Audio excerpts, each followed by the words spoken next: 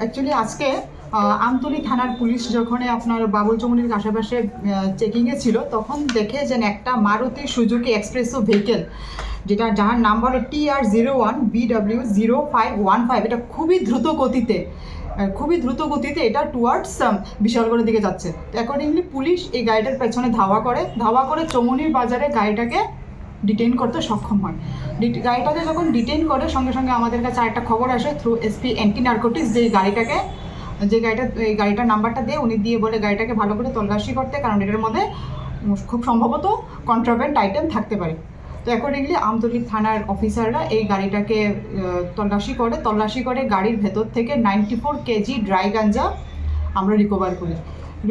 গাড়ির যে ড্রাইভার আকাশ বর্মন, যার বাড়ি হয়েছে কুনাবন,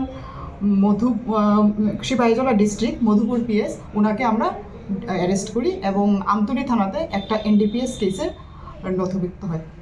সে কোথায় থেকে কোথায় নিয়ে যাওয়ার উদ্দেশ্যে সেই গাঁজাগুলো?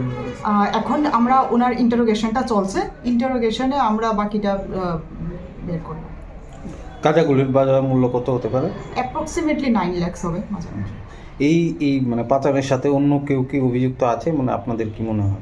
হ্যাঁ, কিছু আমাদের কাছে এখন পর্যন্ত প্রিলিমিনারি কিছু আছে, তো সেগুলিতে আমি এখন ইনভেস্টিগেশনের জন্য বাকি ডিসক্লোজ করতে পারছি না। বাকি পরবর্তী সময়ে যেটা হবে আপনাদের কাছে খবর দেওয়া হবে। এই ধরনের অভিযান কি আগামীতেও থাকবে আপনাদের? অবশ্যই আমরা এই অভিযান যেটা আছে আমরা কন্টিনিউ রাখবো।